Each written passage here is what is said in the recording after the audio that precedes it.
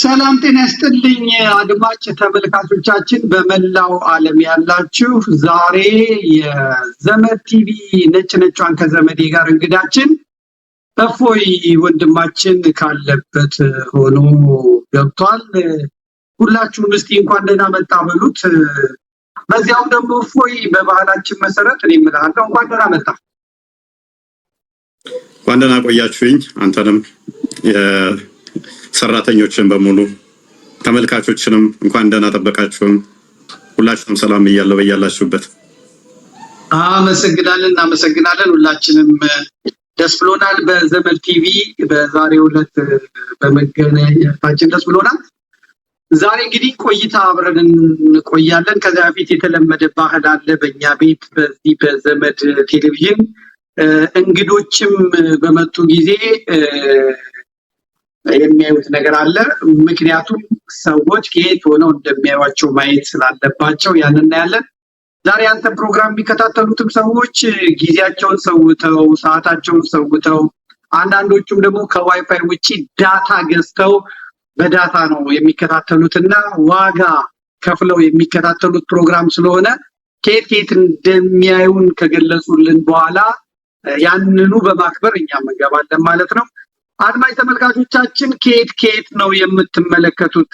ይሄንን መርሃ ግብር የምትከታተሉት ከየት ነው? እንኳን ደህና መጣ ትሉትና የቤቱ እንግዳ ስለሆነ ከዚያ በመቀጠል ደግሞ ከየት እንደምትመለከቱ ታዩታላችሁ። እንኳን ደህና መጣ እፎይ ወንድማችን ትሉታላችሁ። ከዚያ በኋላ ደግሞ የምንከታተለው ከዚህ ነው ወይም ደግሞ ከዚህ ማለት ጽፋላችሁ ማለት ነው። ከዚህ ይሰጣው አባ ኪዳነ ማርያም ቀጥለው ይመጣሉ። ከዛ በፊት ግን ፕሮፌሰር ናቸው። ፕሮፌሰር ለምን መጽሐፉ እንዳዘጋጁት ይናገራሉ። እንየው። መጋቢት 1990 ዓ.ም ነው እንትን ያሉት። ምንድነው የሚሉት? ክርስትና እስልምና በኢትዮጵያ ለብዙ ዘመናት ተባብረው የኖሩት ሃይማኖት ለማቃቃር አንዳንድ እስላሞች ትክክል ያልሆኑ በሐሰት ፕሮፓጋንዳ የተሞሉ ክታባት መጻሕፍት ማለት ነው ስለበተኑ የተሰጠ መልስ ነው የሚሉት ፕሮፌሰር ማለት ነው። ይቀጥሉናም በሚቀጥለው ገጽ ማለት ነው ማስገንዘቢያ ይሰጣሉ። ለማንኛውም ውድና ክቡር አንባቢ የተሰጠ ማስገንዘቢያ ይሉና ይህ መጽሐፍ አንድ ጊዜ አንቦ የሚጥሉት ልቦለድ የተረት መጽሐፍ ስላልሆነ በፍጹም ለመረዳት ዳር እስከ ዳር ቢያንስ 2 ጊዜ አፍ ተልብ ሆኖ ከጫጫታ ርቆ መነበብ አለበት። ከውሳኔና ከፍርድ በፊትም በደንብ መረዳት ያስፈልጋል። ያለዚያ ግን ከጥቅሙ ጉዳቱ ያመዝናል፣ ይቀርፋል። እንዲህ ቢሆን የሚል ሂስ ከቀረበ በሚቀጥለው መጽሐፍ ለማስተናገድ ዝግጁ መሆናችንን በትህትና እንገልጣለን። ብቻ በጽሞና ተነቦ ይሁን ይላል። ማስገንዘቢያ ይሰጣሉ። ይቀጥሉናም ፕሮፌሰር አለማየሁ ሞገስ የጌታችን መድኃኒታችን ኢየሱስ ክርስቶስን ስዕል አድርገው ማንም እንዳያስታችሁ ተጠንቀቁ፣ ብዙዎች እኔ ክርስቶስ ነኝ እያሉ በስሜ ይመጣሉና ብዙዎችንም ያስታሉ ብለው ማቴዎስ 24 ቁጥር 4 ጠቅሰው ይናገራሉ። ሉቃስንም ይጠቅሳሉ። ብዙዎች ሐሰተኛ ነቢያት ይነሳሉ ብዙዎችንም ያስታሉ የሚለውን ማለት ነው። ከዛ ይቀጥሉና አለማየሁ ሞገስ ማን እንደሆኑ እንድታዩዋቸው ነው። በወጣትነታቸው ከላይ ያሉትን ይመስሉ ነበረ። የደራሲው ስጋዊ ሂደት ነው። እኔም በስተርጅና ነው ያገኘኋቸው። በጣም ወዳጅ ነበሩ። ከጨኔ መድኃኔዓለም ድረስ መጥተው ነው ያገኙኝ። ከዚያ ንባቡን እንመልከተው። ወደ ላይ ከፍ አድርግልኝና አሳምሮ ፈጥሮ በየጊዜው ከደረሰብኝ ፈተና ሁሉ እያሳለፈ ከዚህ ላደረሰኝ ፈጣሪ አምላኬ መድኃኒቴ ወልደ እግዚአብሔር መድህኔ ዓለም ኢየሱስ ክርስቶስ የተሰጠ ንዑስ ሰማዕታዊ ምስክራዊ ገጸ በረከት ነው ይላል። ይህንን መጽሐፍ ያዘጋጁት ለፈጠራቸው ለአምላካቸው ለጌታ ለመድኃኒታችን ኢየሱስ ክርስቶስ ሰማዕታዊ ምስክር በጣም ጥቂቷን ምስክርነት የሰጠውት ነው ይላሉ። ከእፎይ በፊት ነው። ይሄ እንግዲህ በ1990 ዓመተ ነው። ከዛ ይቀጥሉና ፕሮፌሰር አሁንም ይቀጥሉና ይናገራሉ። በዚህ መጽሐፍ ላይ በምዕራፎቹ የተጠቀሱትን በሙሉ ይገልጻሉ። ለምን አልሰለምኩም ወይም አልሰልምም፣ የዳራሱ ስጋ ሂደት መቅደም፣ ምስጢረ ሥላሴ፣ ምስጢረ ሥጋዌ ምናምን ቢሉና አምደ ብርሃን ይከትታሉ። ከዚያ በኋላ መጽሐፍ ቅዱስ እንጂ መሐመድ አይደለም፣ የሙሴና የኢየሱስ መመሳሰል፣ ሙሴና መሐመድ ግን አይመሳሰሉም እያሉ ከክርስቶስ በኋላ ነብይ እንደሌለ የመሐመድ ታሪክና እስልምና እያሉ በዛ በክርስቶስ ላይ ለተነሱ ጥያቄዎች አለማየሁ ሞገስ ምላሽ ይሰጣሉ ማለት ነው። ከዚያ በኋላ ለዚህ ሁሉንም ካመጡ በኋላ ወደ ላይ ከፍ አድርግልኝ። ይህ መጽሐፍ አቀነባብሮ ብዙ ሊቃውንት በምክርም መጽሐፍ በመዋስም ረድተዋል። በመቅድሙ ሐሳብ ያመነጩት ሌሎች እንደሆኑ ተገልጧል። ስለዚህ እኔም በመጽሐፉ እንደ ሕጉ ስማችሁን ምስጋና ላስታውስ ብላቸው መጽሐፉ የሚያወጣውን ተከታታይ ስለፈሩ አያችሁ፣ ተመልከቱ። ስማችሁን በምስጋና ላስታውስ ብላቸው መጽሐፉ የሚያመጣውን ተከታታይ ስለፈሩ ጣጣውን ማለት ነው ቢዘለሉ ከኔ ጋር እግዚአብሔር ዋጋቸውን ይክፍላቸው እያልኩ እየጸለዩ ቀና የሆነ አንባቢም እንዲጸልይላቸው አደራላለሁ በማለት ያሳስባሉ። ምስጋናው ላይ ይቀጥሉና መጽሐፉን ለምን እንደጻፉት ያስታውሳሉ። እቺን ነግሬያችሁ ወደ ጥያቄያችን እንገባለን። ግልጽ እንዲሆንላችሁ ነው። አሁን ብዙ ወጣቶች ልጆች ስለሆናችሁ አብዛኛዎቹ 20 ዓመት ምናምን ስለሆናችሁ ይሄ እንደነበረ ስለማታውቁ በዛን ጊዜ ሲሰራ ይሄ ጤናማ አይደለም፣ ትክክል አይደለም። አንድ ሰው ሊያጠፋ ይችላል።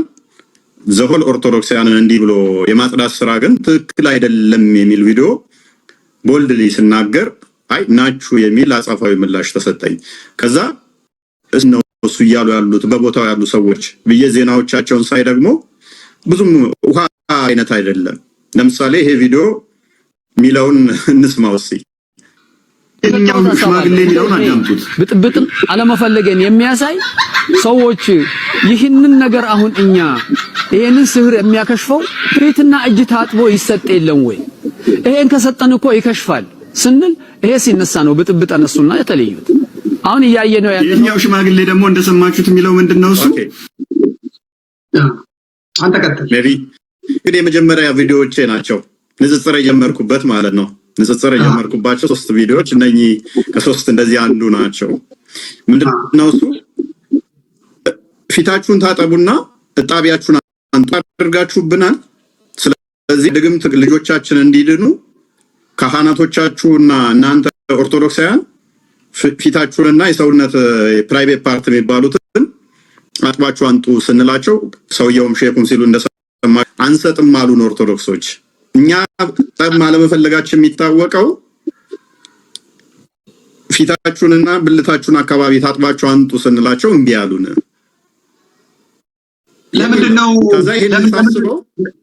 ለምንድነው ፊትና ብልት ታጥባችሁ አምጡ የሚለው?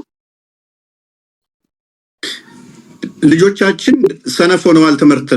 ትምህርት እየወደቁ ነው። ስለዚህ የኦርቶዶክሳውያን ልጆች ጎበዝ የሆኑት መተት እያስደረጉ ነው። በመተት ነው ጎበዝ እየሆኑ ያሉት። የኛ ልጆች ደግሞ ሰነፍ የሆኑት መተት ተደርጎባቸው ነው።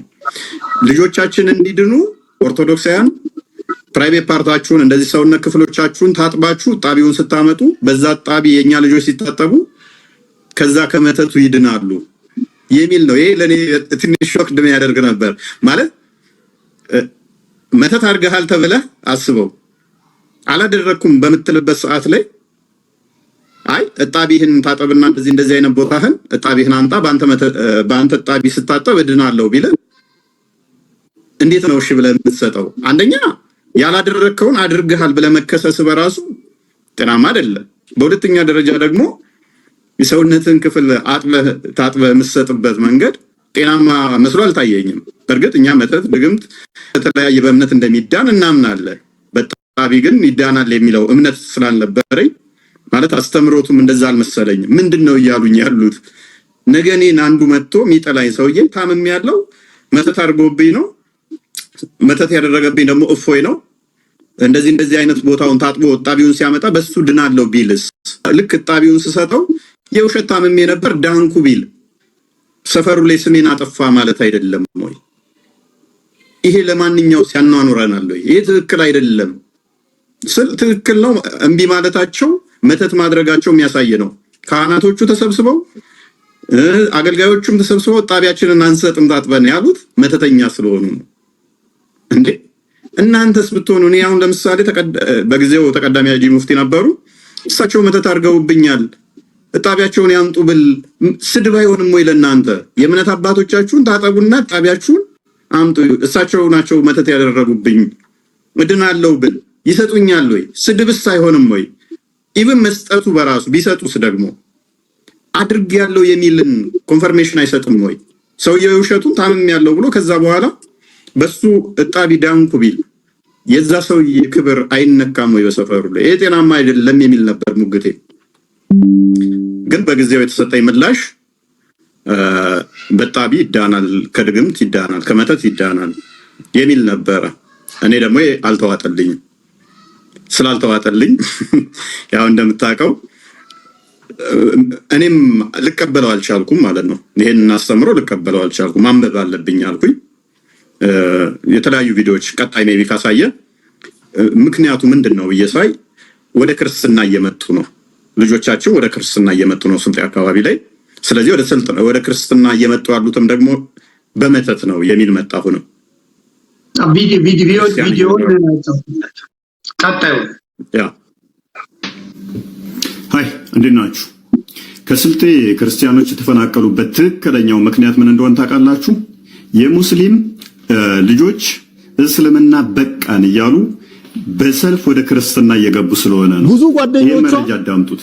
በነሱ ድግምት መነሻ ስላከፈሯቸው ማለት ነው ከወራቤ ተነስተው መጣው አርሴማ ቤተክርስቲያን የተገኙ። ከእንደገና ደግሞ የሚያናድደው ነገር እዛ ያሉ ቄሳውስቶች ደግሞ ከሚገርማችሁ ጸበራጅ ተውባቸዋል። ባልጆቹ ጸበራጅ ተውባቸዋል።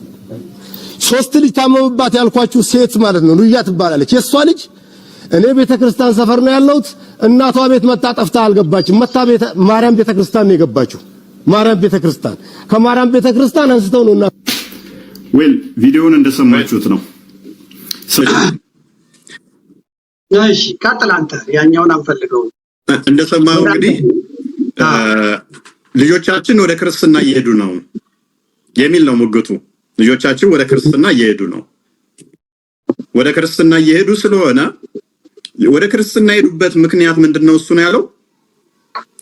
ድግምት ሰምተዋል? አዎ ሳህር በድግምት ነው። ኦኬ አስር ተሰርቶባቸው ነው። ስለዚህ ክርስቲያን እየሆኑ ያሉት ድግምት ተሰርቶ ነው። ትምህርት የሚወድቁት የቀድሞ ሽማግሌውን ካያችሁት ሼፕ ነገሩ እጣቢ ስጡ ስህሩ እንዲድን ስንላቸው እምቢ አሉ። ልጆቻችን ገና መማሩ እኔ ያው እንዳልከው አንተ ከእስልምና የመጡ ሰዎች እስልምናን ቻሌንጅ ቢያደርጉ ብዙም አይከብዳቸው ከዛው ስለወጡ ቁርአኑን ቀርተው ስላለፉበት እኔ ኦሬዲ በፊት ክርስትና ውስጥ ስለነበርኩኝ ወደ እስልምናውን ተሰጥተን አማርኛውም አይገባህም። ባይዘይ አማርኛውን ቁርአን ብታነበው ራሱ አትረዳው ምንድነው እያለ የሚለው አንዷን አያ ለማንበብ ብዙ ተፍሲሮች አሉ። እነኛን ማታነብ ከሆነ አንድ መጽሐፍ አንብባታ አይገባህም። አሁን ዶክተሮች እንደዚህ ሆነው አሉ። ብዙ መጽሐፍ አንብቤ ያለው ይገባኛል፣ ይሄ ምንድነው አይገባኝ ይላሉ። ጀምሩና ማለት ነው የሆነ መጽሐፍ አንተ ከተሰጠ ከመጀመሪያ እስከ መጨረሻ ካነበብከው ወይም ፓርት 2 ብሎ ይቀጥላል እንጂ ትረዳዋለህ። አንዱ ፓርት 1ን ትረዳዋለህ። ይሄ ግን እንደዛ አይደለም። ለእያንዳንዱ አያ የተለያየ ተፍሲሮች አሏት። ምንም የተብራራ ግልጽ አይደለም። ግን ውስጡ ስገባ ግልጽና የተብራራ ነው ይላል። እንደ መጽሐፍ ቅዱስ ለምሳሌ ዮሐንስ ወንጌል ምዕራፍ 1 ብትል በቃ ትረዳዋለህ። ፍሎውን ጠብቆ ነው የሚሄደው። ምዕራፍ 2ንም አውዱን ጠብቆ ትረዳዋለህ። ነሰሰርሊ የሆነ እንትና አያስፈልግም ትርጓሜ ምናምን ብዙም ሳጥር ትረዳዋለህ ብዛት።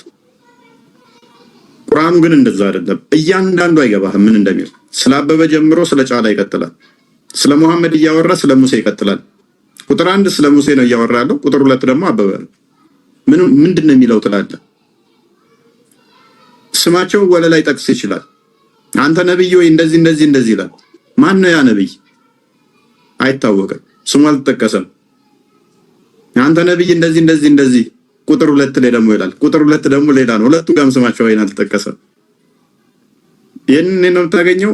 የደ ተፍሲሮች ከጊዜ በኋላ የመጡ ናቸው። እንግዲህ ተፍሲሮቹ መሐመድ ከሞተ ከ100 ዓመታት በኋላ የመጡ ናቸው። ከ300 ከ400 ከ700 ዓመት በኋላ የመጡ ናቸው። መሐመድ ከሞተ በዚህ ውስጥ የመጡ ናቸው።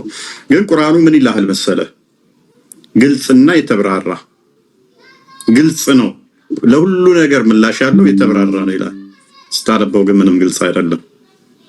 አስቸጋሪ የሚያደርገው አሁን ክርስቲያኖች ቁርአንን አንብበው ለመረዳትም የሚያስቸግራቸው ምንም ግልጽ አይደለም። ምንም ግራ የተጋባ ይሆንብሃል። ሙሐመድ እንደውም በሐዲስ ላይ ሲናገር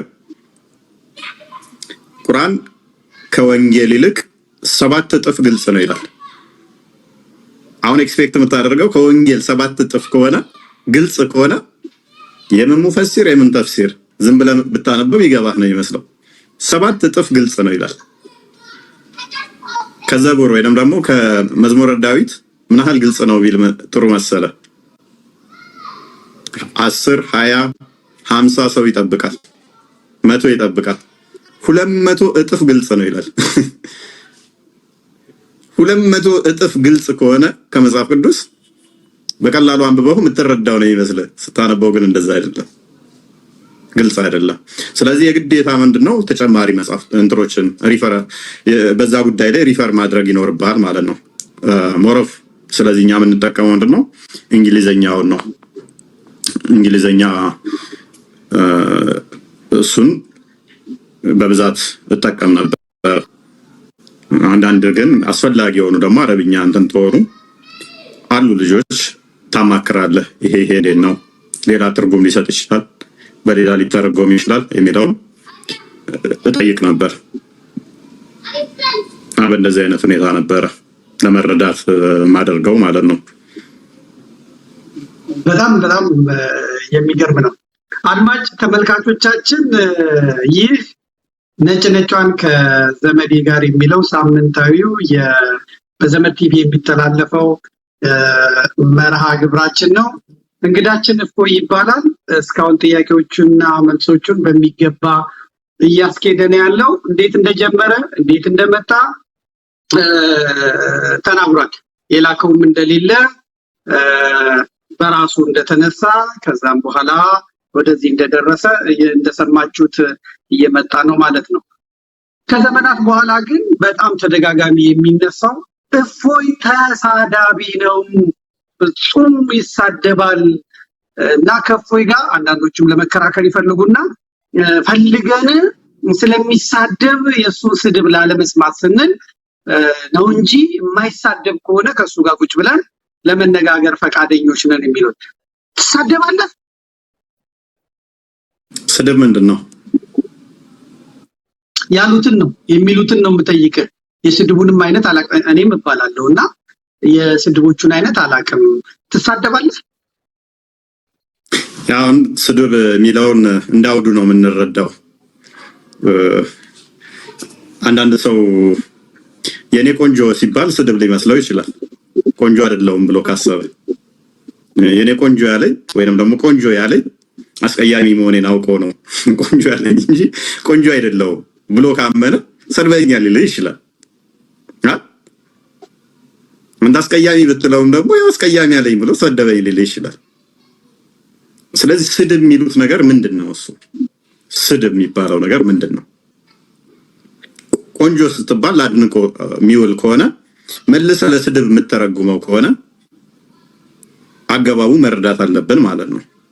እኔ የተጻፈን ነው ማነበው፣ የተጻፈን ነው እያንዳንዷን ማሳየው። ደጋግሜም ብያለሁ ብዙ ጊዜ ላይ እንደዚህ አይነት ነገሮች ሲነገሩ ነበር። አሁን ላይ ኦልሞስት ነፍሶባቸዋል። እፎይ ይሳደባል የሚለው ነፍሶበታል። በፊት በማስ ይሄንን በማጮህ ሰዎች ለኔ ጆሮ እንዳይሰጡ የሚደረግ ፕሮፓጋንዳ ነበረ፣ እፎይ ይሳደባል የሚል ማለት ነው። በእርግጥ ስድብ ከተባለ እንግዲህ አስቸጋሪ ፓርቱ ምንድነው እንለዋለን። ሐዲሱ ላይና ቁርአኑ ላይ ያለው ያ ነገር ስድብ ተሳደባችሁ የሚያስበለን ከሆነ ማለት ነው። እንግዲህ ስታነበው ስድብ ይመስላል። ሐዲሱ ላይ ያለ ቁርአኑ ላይ ያለ። ስለዚህ ስድብ ከሆነ ማን ይሆናል ማለት ነው? ያንን ቁርአን የጻፈው ያንን ሐዲስ የጻፈው ያንን ያስተላለፉት ወደ እነሱ ይመለሳል ማለት ነው። እኔ አንባቢ ነኝ፣ አስተላላፊ ነኝ። አስተላላፊ ከሆንኩ እኔ ላይ አይደለም የሚቀረው ያ ነገር ወደ ኋላ ይመለሳል። መጽሐፉን ነው እያነበብኩት ያለሁት። ደጋግሜ ብያለሁ። ወለ ከምተነፍሳት ውጪ እስከዛሬ የተናገርኩትን ነብያችሁ ካልተናገረው እቀጣለሁ። አንድ ሰው ማምጣት አልቻለም። አንድ ሰው እኔ ፊት መጥቶ ነገም ተነገ ወዲያም አሁንም ወደፊትም አንዲት ነብያችን ያልተናገረው ስድብ ቃል አንተ ተናግረሃል ማለትም መጽሐፉን ታልሆነ ነው ያልኩት፣ አስተምሮቱን ካልሆነ ያልኩት እቀጣለሁ። ስለዚህ ስድብ የሚሉት ምንድነው? እነሱ ያላነበቧቸው ብዙ ድብቅ ገመናዎች ነበሩ። ሰዎች አለባብሰው የሚያልፏቸው አሉ አይደለ? በይሉንታ። እኔ ግን መጽሐፉ ላይ እንዳለው ሳላለባብስ ሳልሸፋፍን አነበዋለሁ። ያንን ባለጌ ሆኜ ሳይሆን ሰዎች መማር ስላለባቸው ነው። እኔ እንደማንኛውም ኢትዮጵያዊ የሀገሪቷንም የሃይማኖትም ባህልና ወግ አለን አይደለ? ያንን ማቅ ነኝ።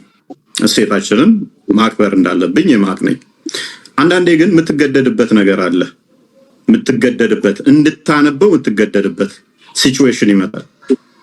አንተ ሆነው ሳይሆን መጽሐፉ የምታነብ ማንበብ ያለብህ ጊዜ ይመጣል። ምን ታደርገዋለህ? እንደዛ አይነት አጣብቂኝ ስገባ ስታነበው ያችን ነገር ይቆርጧትና እፎይ ተሳዳቢ ነው ይላሉ። ሐዲሱ ላይ አለ እኮ መጽሐፉ ላይ እኮ አለ።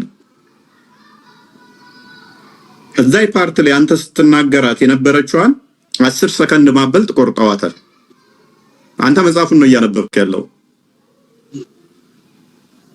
አስቸጋሪ ያደርግብሃል። አሁን የሚያስገድድ ምንድነው? መጽሐፉን ማንበብ አለብህ። መጽሐፉን ስታነበው ደግሞ ስድብ ነው ይሉሃል። እነሱ አላወቁትም ማለት አንተ አወቅከው ማለት አንተ ባለጌ ነህ፣ አንተ ተሳዳቢ ነህ ማለት አይደለም። መጽሐፉን አለማወቃቸው ነው ተሳዳቢ እንድትባል ያደረገ። አንተ ቴሌቪዥን ፕሮግራም እንትን አንድ አመት ሞላኝ ያልክ ነኝ። እንግዲህ አሁን 3 አመት ሞላኝ። ዋርካው ዘመዴ አይ ቲንክ በፊት ንጽጽር እስልምናው ላይ አንተ ምን ትንጥል ነበር? የለም በስም ነው እንጂ አይደለም። ኦኬ የለም ፌስቡክ ላይ ግን ትጽፍ ነበር። አይ ነበር አንተም እኔ ዘመድኩን በቀለ በሚለው 670 ምናምን ሺህ ነበረኝ። አንዳንዴ ሲበዛ ያው ለመልካም ነገር የምታደርገው ነገር እኔን ያስከስሰኝ ነበር። በነገራችን ላይ የኔ ደግሞ ያው ጠንከር ያሉ ቃላት ናቸው። ከሐረር ከመምጣቴ ጋር ተያይዞ ዲፕሎማት አይደለም፣ ጥሩ ዲፕሎማት አይደለም እና ሲበዛ ጫና ሲበዛ እጽፋለሁ። በመከራከር በዛ የመቀጠል ፍላጎት የለኝም እና ሳጽፍ ነው ተሳዳቢ ነህ ማለት አንተንም ተሳዳቢ ነህ እንደሚሉ አውቃለሁ። የኔ በፖለቲካው በኩል ይመጣና እኔ ተሳዳቢ የሚሉኝ በግብር እጠራለሁ። የሚያርደውን አራጅ እለዋለሁ። የፐርሰናል ያን ቲም ወይም ያን ሰው ነው። የሚሰርቅ ካለ ደግሞ የሰረቀውን ሪሲቱን ምኑን አያይጄ ሌባ እለዋለሁ። የሚገድለውን የሚዋሸውን እከሌ እንዲህ ብለህ ዋሽተሃል እለዋለሁ። ማለባብሰው ነገር የለኝም። ያው ለጨዋታችን ድምቀት ማለት ነው። አንድ ጊዜ ምን ገጠመኝ? በዚህ በቲክቶክም የኔን ስዕል ዘቅዝቀው የእመቤታችንን ስዕል ዘቅዝቀው ይዤ የማደርገውን በፌስቡክም ዘቅዝቀው የልጆችን የቤተሰብ ፎቶ ዘቅዝቀው ከርበውብኝ ነበር አንድ ሳምንት። ምን ብዬ መሰለ? ኦርቶዶክሳውያን ይሄን ይበላሉ፣ ይሄን ሐራም ይበላሉ ብለው በጣም እንትን አደረጉብን ማለት ነው። እና ለስለስ ብዬ ነው የገባሁት ነው እኛ ኦርቶዶክሳውያን ይሄን እናበላም። በክርስትናው ዓለም ሆኖ ግን ለምሳሌ ካቶሊኮች፣ ፕሮቴስታንቶች አሳማ ይበላሉ፣ ምናምን ይበላሉ፣ እንደየባህሉ እንደየሀገሩ ይበላሉ። እኛ ግን ጽዩፎች ነን። ስለዚህ ከፍየል፣ በግ፣ ከላምና በሬ፣ ከዶሮ ከመሳሰሉት ውጪ አንበላም። በጣም ጽዩፎች ነን። እንደውም በረሃብ እናልቃለን እንጂ እንደውም የኢትዮጵያን ገበሬ ታውቀዋለህ አይደል እንዴ? ያረሰውንም በሬ እኮ ቀን ያወጣለትን ሲሸጠው አልቅሶ ነው የሚሸጠው። የክፉ ቀኔን ያወጣውብህ ብሎ ሲያርደውም ደግሞ አልቅሶ ነው ደረት መጥቶን የክፉ ቀን ያሻገኝ። በገጠር የታወቀ ነው አይደል? አባቶቻችን ያ ምን በላው ማንበላው የታወቀ ነውና ይሄን አንበላም ብዬ እኛን አይመለከትም። ግን በአንድ የክርስትና ማዕቀፍ ውስጥ ስላለ ካቶሊኩም የሚበላው ፕሮቴስታንቱ የሚበላው